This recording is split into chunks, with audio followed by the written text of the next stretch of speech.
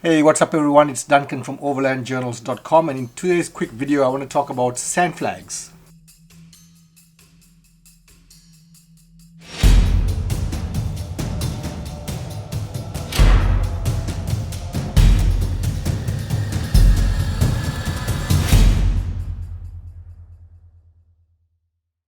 So, in one of my previous videos where I talked about general off-road overlanding practices that I do, one of the things I talked about was sand flags and how I mount my sand flag.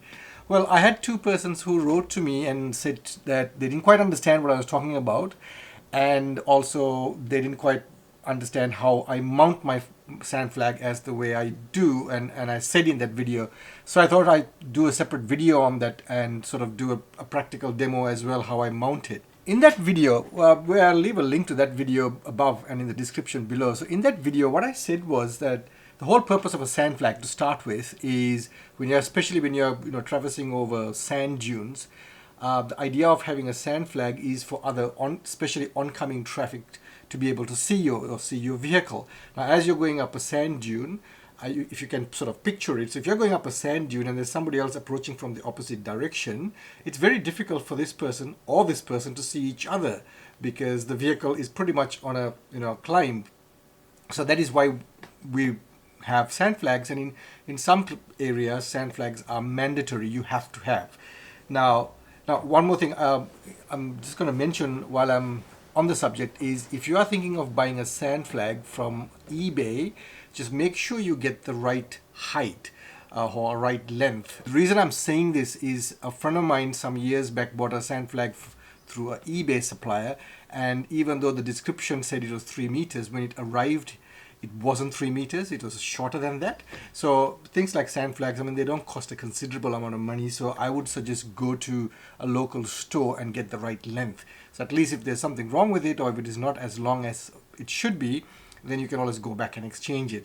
So anyway, so what I said was that because when I mount my sand flag, and the general practice on mounting sand flag is to have it straight up. So if you imagine this as your vehicle, then generally everyone sort of mounted straight up.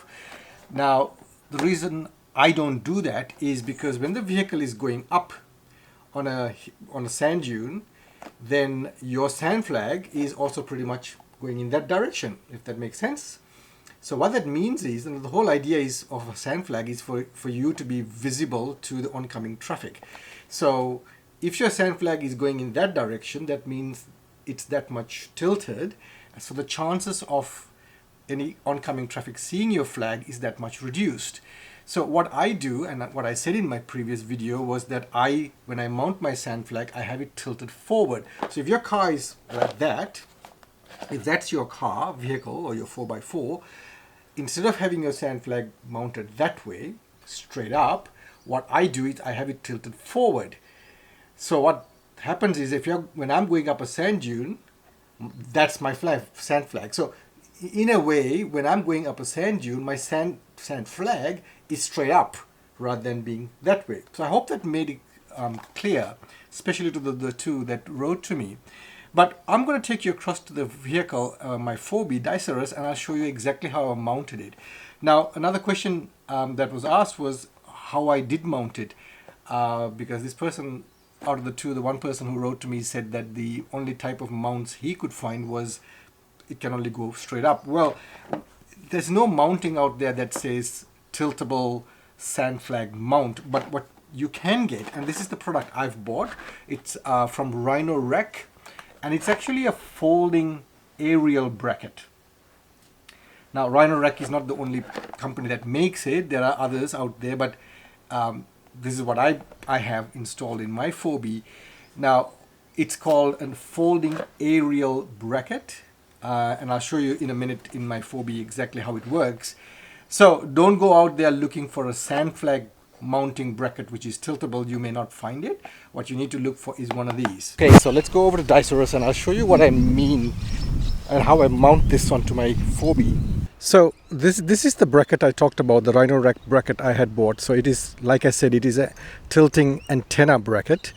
but it can be used for anything. Now this part here it already came with my sand flag. I've already mounted it. Otherwise, if you just look at the bracket only, it's only this portion here. Now what you can do is adjust the angle as you'd like. So adjusting this bracket is pretty easy. So all you do is pull on that and then adjust it to any angle that you want. So you can have it straight up, as most people would, but what I do is I tilt it a little bit forward like that, and then I have it into place.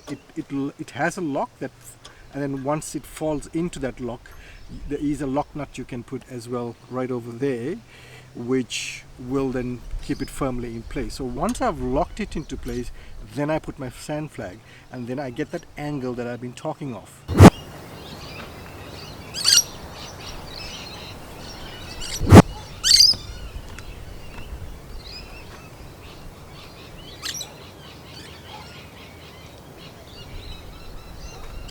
So there you go. So that's how I mount my sand flag, and that's the thinking behind the way I do it. And it's all about safety at the end of the day. So I want to be as visible as possible to oncoming traffic, especially when I'm climbing steep sand dunes.